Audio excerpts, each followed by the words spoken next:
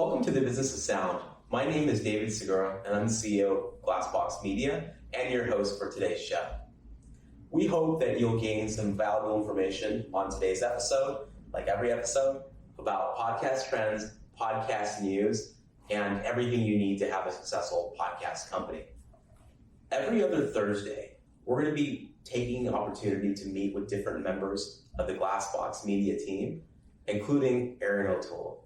She brings a lot to the table and will also be detailing a lot of news trends around the world and company events and events impacting other companies in the audio and podcasting space. We hope you enjoyed today's episode.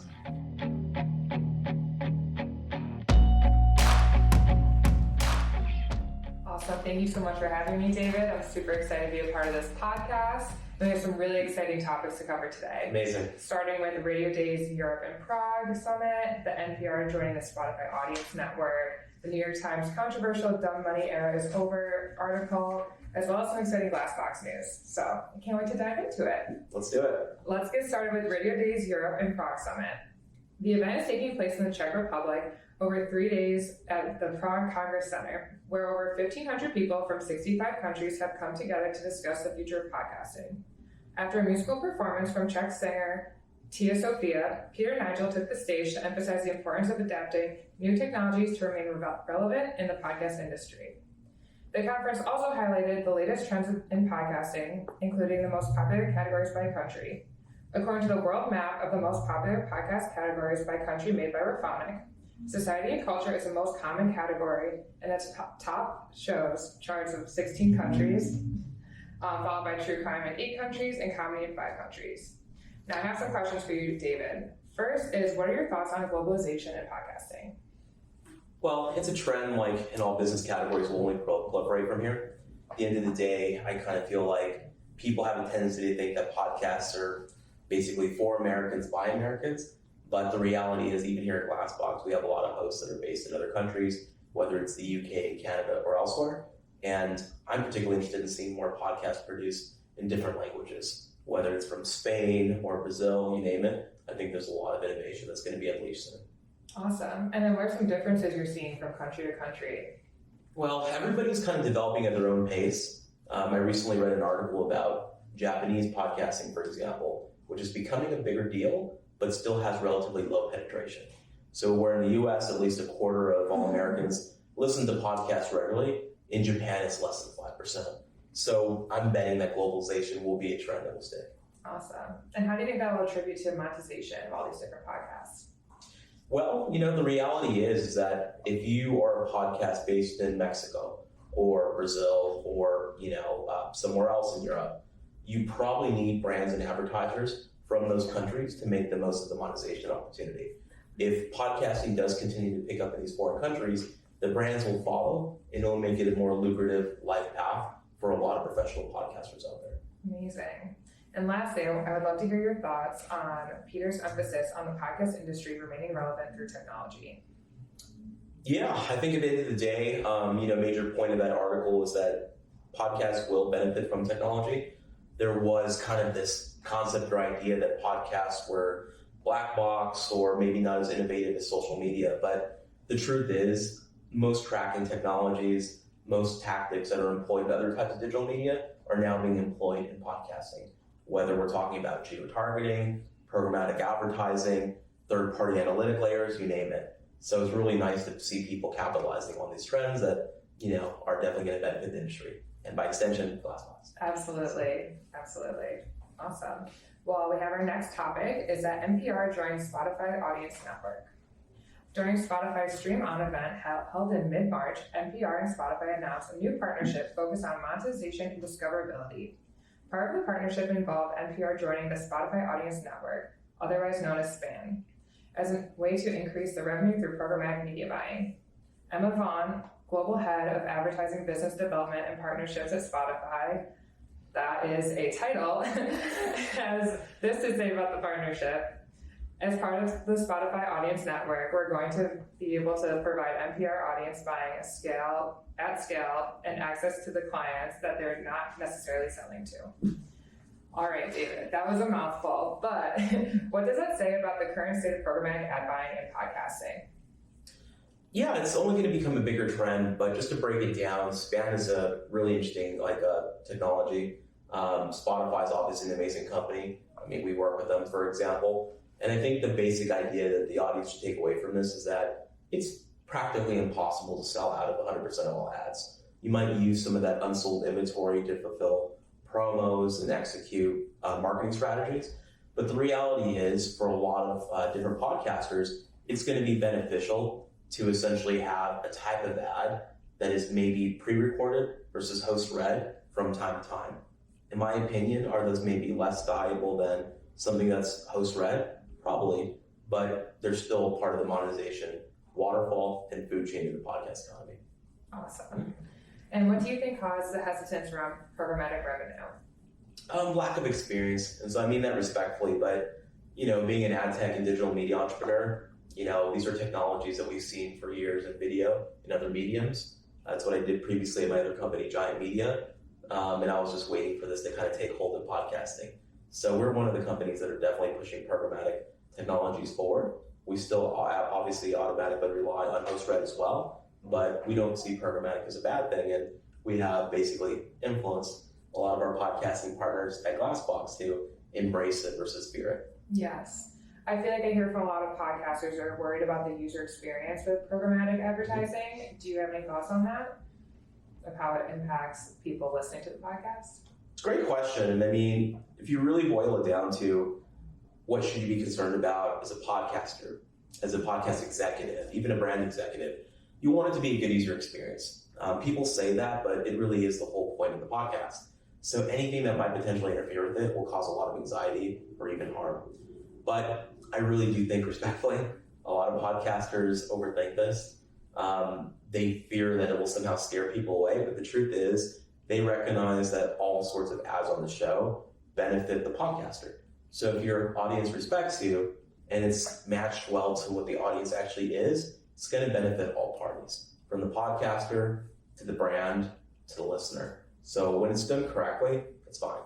Amazing. And lastly, where does programmatic revenue play in Glassbox Media's strategy? As I mentioned, it's a big part of our strategy, but we do think of things as like a waterfall, for lack of a better term. Up top, I would say, the host-read contextual ad is king. So whether it's for Peloton or Athletic Greens or any of our current partners, we value that the most.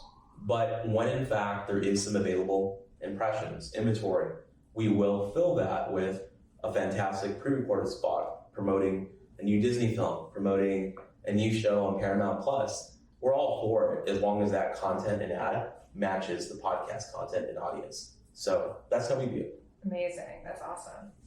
All right. Hopping into our next subject, we're going to be discussing the New York Times dumb money era is over. All right. In mid-February, the New York Times published a controversial article titled "Podcast Companies Once Walking on Air Feel the Strain of Gravity." The story suggested that the podcast industry is experiencing a slowdown due to declining advertising market and the impact of fears of a recession, with once booming companies such as Spotify and Religion of Sports reducing their podcast staff. Hopefully not here. Although podcast listening is still on the rise, companies are increasingly reluctant to invest in projects with no clear path to short-term profitability. The growth in podcast listening, coupled with moves by companies such as Spotify, Amazon, and SiriusXM to buy up exclusive podcast rights, they helped drive the original podcast gold rush, with celebrities such as Joe Rogan, Tom Brady, and other fetching millions of dollars from their podcasts. So my first question is, where was the summary of the podcast industry correct, and where did it miss the mark? Yeah, so I'll just say this. I'm a New York Times reader. I think a lot of people are. They're the paper of record for the United States. I like them. But nonetheless, being a little bit familiar with journalists, it's always an extreme take, right? It's either very, very positive, very, very negative. The truth is maybe a little less sexy. It's a little more in between. I do think there is a correction happening in podcasting now, where a lot of those deals that people were scratching their heads over, they're starting to do less of those now. At the end of the day, people do need a return sooner than later. So if you have a giant podcast and Spotify or some other company negotiates an exclusive right, they're going to want to see that actually produce results. The God's honest truth is that before, a lot of these companies were in a market share war, and they wanted to basically have call her daddy only available on Spotify and specifically not available on Google or Amazon or Apple. Those kind of days, I think, are being rethought. They'll only do those deals if they're economical. And additionally, too, there's even some rumblings that companies that do exclusive deals may, in fact, let it still exist on a rival platform, reasoning that if they get the upside or revenue, they're going to be fine, having it in more places, not just one. So with all due respect, I'm still super bullish on everything podcasting. I just think people are basically doing a little bit more frugal or efficient type deals than they used to, but they're still getting done. Absolutely. Now, the article cites Tom Brady and religion of sports. Yeah. I was curious, what do you think caused the slowdown in celebrity-driven podcasts? I'll just say this, as a Raiders fan, I've never had a lot of love for Tom Brady. Unless he would have signed with the Raiders, then I would be like a total apologist. As a Bills fan, I've never had love for Tom Brady. There you go, okay. So I'm glad we're on the same page. Exactly, yeah. I'll take the Bills any day. Love the Bills. Yeah. So I like Tom Brady, and Religion of Sports is a cool company. I just want to start by saying that. They're in good shape. I just think, respectfully, it might be a little overstated in the article. They're pruning maybe not making as deep investment as they otherwise would have.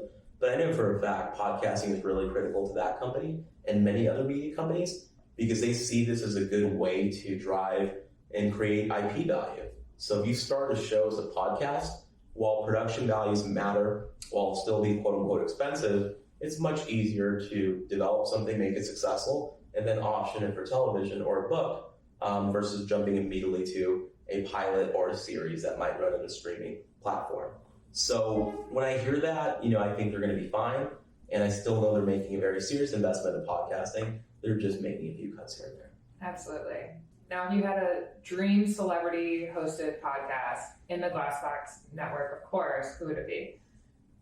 If we could pull in a celebrity to the Glassbox network and do a podcast with them. Yeah. It could be a made-up podcast or it could be an active one right now. Okay, that makes it even tougher. I would say this, we're obviously growing all things female here, whether it's female interest, beauty, you name it. Probably not realistic given the numbers, but, I said it before. Throw it out there again. I like Call Her Daddy, but to basically outbid Spotify, who's paying him, I think, $60 million over 3 years, probably not going to happen in the near future. But if we could somehow make the economics work, that'd be the show that I would strongly consider.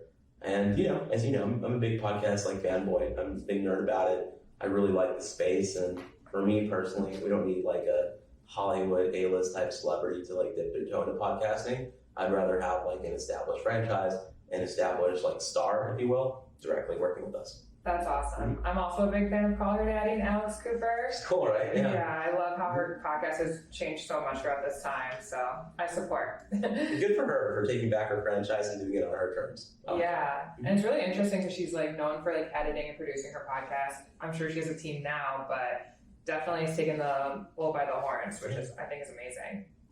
Lastly is, how is Glassbox Media posed to succeed during this slowdown? Mm-hmm. Yeah, so I'll put it this way, and again, I don't want to make it sound like the article spurious because that's not what I'm saying at all. But there is a little bit of a recession. Everybody's reading the news. I mean, it's not normal when banks are failing, what have you. But I will say that podcasting has been a little bit less impacted than even TV or print advertising for the simple reason that as awesome as podcasting is, it's still small in the scheme of things, but that's also why it's growing so quickly. So in talking to brands, whether it's a Kia or a Hyundai, I can tell you right now that they're not really of the mode to pause spending or rethink it because it takes them so long to kind of get geared up and embrace it. So because of that, most of the conversations that I've had recently at places like Podfest in Orlando, the podcast movement evolutions in Las Vegas, people were extremely positive. There was some anxiety, I'll be candid, in January, wondering if this was going to be a choppy year. But for the most part, people really felt things settled down by mid-February, and we continue to see the same trend here at Glassbox. So I do think while we have to be cognizant of the world around us, the God's honest truth is that podcasting is just a little less impacted than other categories. Absolutely. Yeah, even in my first year here, I feel like a lot of the startup-based brands are advertising podcasting are still going strong, but those big brand awareness players are really coming in strong, especially into 2023. So it'll be an exciting year. In other Glassbox Media news, we recently signed a few new shows, starting with I Can't Sleep, a sleep hypnosis podcast, Conspirituality, an investigative look at the spirituality conspiracy movement, Who Smarted, a children's education podcast, 48 Days, a self-improvement podcast, and Everyone's Talking Money, a personal finance podcast. So I have a couple questions. What is our current download number at Glassbox? It's just under 12 million right now. So the good news about that is that we're reaching about 80 podcasts that we have exclusively under contract, and that collective audience reaches around that many people, 12 million a month on audio alone. So we're excited about the growth and where we're going. Amazing. And then what type of shows are we looking to onboard next? Basically we're open to any category where we already have some scale, whether it's true crime, comedy, entertainment, society and culture, female interest. We have a pretty broad scope, and we think ultimately that's the best way to build. And so we'll continue working in that direction. We're opportunistic, but as you know, kind of our informal cutoff is that we do want you to be an established podcaster and established franchise to have an existing audience. And what we found through trial and error is that we're best at very quickly growing that, very quickly monetizing that, very quickly improving your IP. We would never say never, but we do think shows that are just starting or shows that we'd be responsible for producing from scratch, at least at this point, aren't the best fit for the Glassbox portfolio. Absolutely. In other exciting news, we recently brought on David's college best friend, Philo Davidson, as our Chief Operating Officer. So I have a couple questions for you about Mr. Philo. So about 50% of our team is now made up of your former employees from Giant Media. So what is with the prioritization of bringing the band back together? That's funny. I didn't realize it was quite 50%, but that sounds about right. I mean, splitting hairs here, it's not. I'll say this, it's not like an absolute priority to do that, but one of the benefits of getting the band back together is that we know each other, we trust each other. While I don't want to overstate the similarity between podcasts and online video, there are a lot of similarities. Media is media, and I do feel like a lot of the challenges and problems that we solved previously can be cross-applied to this business. So for example, you contribute pretty heavily to our sales effort, and we're very grateful for that. We love that for me. Exactly. Yes, we do. Everyone does.